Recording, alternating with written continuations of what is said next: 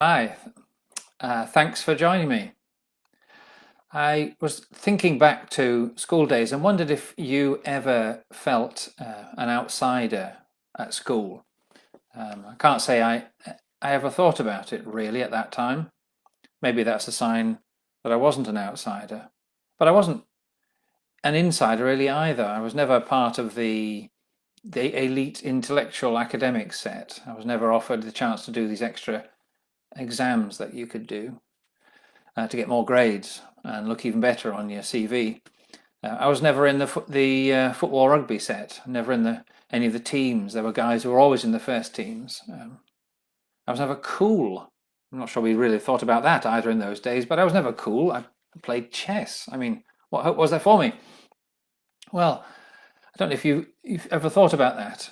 But one of the buzzwords today is inclusivity. To be included. We don't want to exclude people. We want groups or little groups and minorities to be included and to feel welcomed. Well, the Bible actually is about being welcomed from being an outsider. It puts it slightly differently, of course. It's not the minority that's excluded, it's the majority that are excluded. And there has to be a way to be found to bring them in. And that's what Paul was talking about in chapter 2, verses 1 to 10, what God does. Well, now he begins to talk about it in terms of us being welcomed in. And he's speaking to us who are not Jewish people. He says, remember, you Gentiles. This is how he says. Let's read it. It's from chapter 2, verses 11 to 13. Remember that formerly you who are Gentiles by birth and called uncircumcised by those who call themselves the circumcision, that which was done in the body by the hands of men.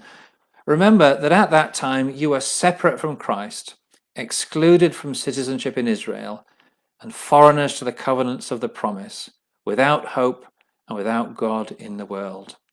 But now in Christ Jesus, you who were once far away have been brought near through the blood of Christ. So he's talking there to us as Gentiles. Remember, he's a Jewish man writing. And he says about you Gentiles, remember that in the past you were excluded. You weren't part of these good things. And all his language is about exclusion. So he talks about uncircumcised versus circumcised. That's obviously a Jewish preoccupation. But circumcision was the sign for the Jews of their special covenant relationship with God, that they were his people. It was marked in their flesh, if you like, that God was committed to them and they were committed to him. And not to be circumcised was to be cut off from God. And it became a line of division between uncircumcised and circumcised, a line that was marked quite sharply. We would say today that the word had become weaponized in that one group used it against another. So Jews like Paul would have hated Gentiles and pushed them away. But even without the animosity, Paul says that formerly Gentiles, non-Jews, were outsiders. And he has these 5 things that are listed there in verse 12 to say what they were. First one, you were separate from Christ. That says you were not included in the saving power that God had sent into the world. You were cut off from that, utterly lost. Secondly, you were excluded from citizenship in Israel. He's not thinking, I don't think, particularly of a nation as a country, but more about the people of God. You didn't belong to God's people. You were living in the world, yes, but you didn't belong to him. You were part of an alien nation that was also hostile to God. The hostility did go the other way.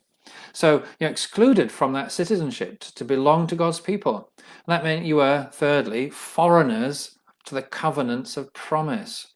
You're an alien to the blessings that God had said he would give. Right down through the Old Testament, there were incidents where God steps in, shows something special, says something, and makes a covenant. And often there are big promises associated with it. And he says, you're not part of those promises. You're not going to be included in the blessing. You're not covered by them. And that fourthly, that means you are without hope. He's not talking about everybody being miserable and destitute, but rather the fact that they had no long-term future, no eternal future. The only prospect was to go through life, die, and then face God's judgment. And so that's to live without hope in the world. You may have false hopes, of course, but ultimately you have no hope. And lastly, without God in the world. You're going through life utterly cut off, far from God, in his world, but not knowing him at all.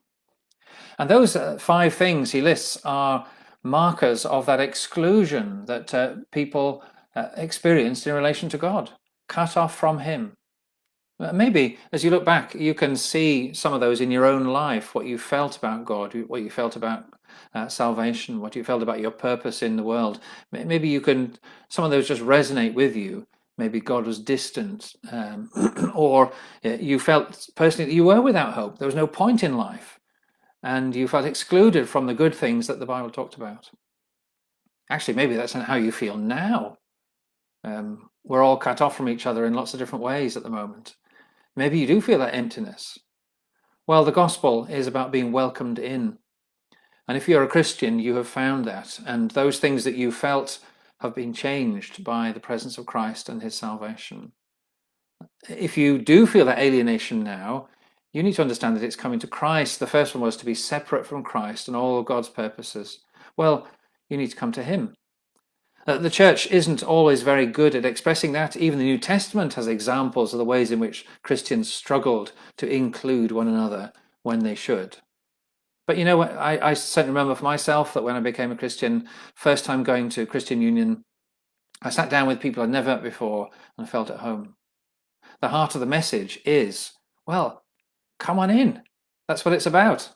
So if you don't know him, come on in.